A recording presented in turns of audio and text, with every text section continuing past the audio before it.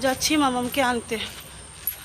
আজকে মামামের maths exam, তো ওই যে বেরিয়েছি। বৃষ্টি ভাব, দুটো ছাতা নিয়ে এসেছি, কারণ আবার চলে আসে যদি। ওয়েদারের অবস্থা দেখা যায় এরকম, তোর ওয়েদার করে রেখেছে।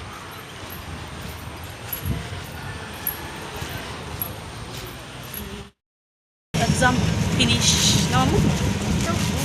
ম্যাঙ্গো নিলাম একজন কিপিং। এখন ওষুধ দিতে হবে। বৃষ্টিটা দিচ্ছে আর যাচ্ছে, দিচ্ছে আর যাচ্ছে। কালকের ভিডিও এডিট করেছি, ভয়েস দিতে হবে, সেভ করতে হবে। সবাই দেখ হেঁটে হেঁটে যায়, এটা হেঁটে হেঁটে যাবে না, দুষ্টু। যেতে পারে, অল্প তো জায়গা হাঁটবেন। আর আমি হাঁটাইও না, হাঁটালে বলতো না ছোটো মানুষ। তো দিদির তো আসার কথা ছিল সকাল থেকে, তা আমি এসে দেখি দিদি চলে এসছে। দিদি নিয়ে এসছে মামামের জন্য একটা ওয়াটার বোতল। তো মামামের তো এখন একদম কি বলবো, আর এখন তো হয়ে গেছে কমপ্লিট 3টে ওয়াটার বোতল ওর। একটা স্টিলের, ওই একটা ওর পাপা দিয়েছে, একটা ওর মিম্মি দিয়েছে। এটা নিয়ে এসছে ওর মিম্মি। এখন আগে এসছি আর দিদি এসছে মামামের বোতল একটা নিয়ে। ওর পাপাও বোতল দিল আর ওর মিম্মিও দিল। আমি বলেছিলাম তুই আমাকে জিজ্ঞাসা না করে কেন অর্ডারটা করলি, তো ও বললো যে না আমি অর্ডার করে নিয়েছি, কিছু না, দুটোই নেবে। একটা টিউশনের বলো, একটা বাচ্চায় 3টা বোতল নেবে, আগের স্টিলেরটা, এখন দুটো। তো যাই হোক, আর মেয়ে বলে যে ডালের বড়া খাবে আজকে, হাতের ব্যথা যখন। তো এখন অবশ্য ব্যথাটা নেই, তবু ভালো করে বের করে নিই। তো আমি তো ডালের বড়াই করেছি। তো মা মাছ, ছোটো মাছ দিয়েছে, আর বড়ো মাছটা মেয়েকে খাওয়া, ছোটো মাছটা আমি খাবো। আমার বড়ো মাছ থেকে ছোটো মাছ ভালো লাগে, কিন্তু একা একা জন্য না আনি না। আর দিদি এখনও যায়নি, এখন চলে যাবে।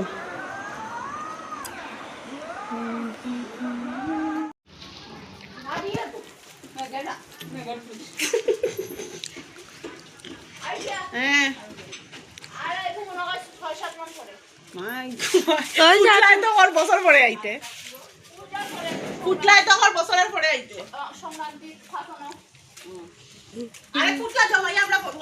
ইয়ে করবি না, তেরো ফলে পূজা দিবি তো? আমি যাইনি, দেখি আমার আর সময় হয় না সেটা করতাম। পৌঁছাই ফোন করি, আর বেশি বিদ্যুৎ চমকাইলে দেখিস ভাঙাচুরা। ওই যে রেডি হয়ে বসে পড়েছি, মামামকে নিয়ে যাব টিউশনে। আর বলেটাকে আমারও ভালো লাগছে না শরীরটা আজকে। আমি দেখছি না আমরা ঠান্ডাতে এতটা ভুগি না, ঠান্ডার দিনে আমরা ভালোই ছিলাম, মা মেয়েতে। গরমে বেশি ভোগান্তি, ওই যে ফ্যান, এনি টাইম ফ্যান চলে। আর আমার এই ফ্যানটা ক্যাপাসিটার চেঞ্জ করার পরে এতটা স্পিড হয়েছে, তোমাদেরকে কী বলবো, ঘরের যেই কোণেই বসে না কোনো হাওয়াটা ঠিক কিন্তু গায়ে লাগেই লাগে। দেন এখন যাবো, আর আমারও ভালো মানে একদম একটা শরীরটা ঝিমঝিম। আমার জামাই বলে এটাকে রিমঝিম, আমরা বলি না একটু ঝিমুনি হয়, আমার বর বলবে রিমঝিম করে। কি হয়েছে তোমার শরীরে? হ্যাঁ রিমঝিম করছে। আর যাই হোক, যে যেটা বলে ও। তো এখন যাব, গিয়ে মেয়েকে দিয়ে আসবো আর একটু সবজি নিয়ে। সবজি কি ওই আলু টালু কাঁকড় টাকড়, ওগুলো বেশি একটা সবজি তো আমরা মামেতে খাই, ওগুলো জানোই সব খায়, তার জন্য বোধহয় আরও বেশি রোগ বেশি হয়, তাতেও ভালো লাগে না। চলো মাম্মা, ওখানে ওর বকায় খেতাম, চলো চলো টাইম হয়ে গেছে। ওখানে ওর বকায় খেতাম, এখানে তো খাই। টিউবন করো, মেয়েকে দিয়ে আসি, আর সময় সবজি নিয়ে আসবো। আর এই বোতলটা যারা আমার লাইট অফ করবি না, এটা মিম্মির মাম্মামের মিম্মি দিয়েছে, মিম্মির মাম্মাম বোতলটা ব্যাপারটা বলছি। দিদি এই বোতলটা নিয়ে এসেছিলো আজকে দেওয়ার জন্য। এটা আবার 600 ml, আর ওইটা মামামের ব্যাপারটা হলো মানে 1 লিটারকে 1000 ml। তো এই যে বোতলটা ভালোই হয়েছে। ওনার এখন টিউশন, স্কুল, ঘর 3টে বোতল হয়ে গেছে।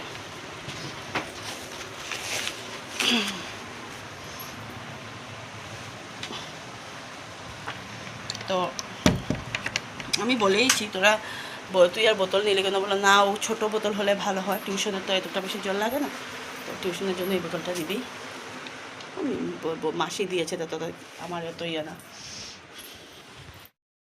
ভেবেছিলাম আসার সময় সবজি নিয়ে আসবো, সবজিওয়ালা দাদা এখনও সবজিগুলো ভালো করে মানে ঠিক করেনি ঠেলাটার মধ্যে।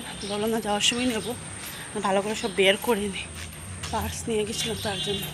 মামামকে নিয়ে কি হয়, ধৈর্য ধরে না তারা, আবার ও দাঁড়াতে চায় না। ওর আজকাল না ওকে নিয়ে আমরা শপিং টপিং করতেও যেতে চাই না, যাই আর কি। ওর পাপা তো বলবে শিলং, শিলচর আসলো বা শিলং গেলো, কিন্তু ওই দাঁড়াতেই চায় না।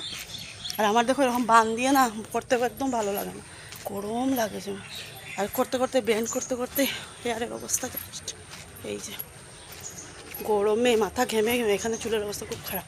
দিয়ে আসার সময় নিয়ে এসেছিলো কালাকান।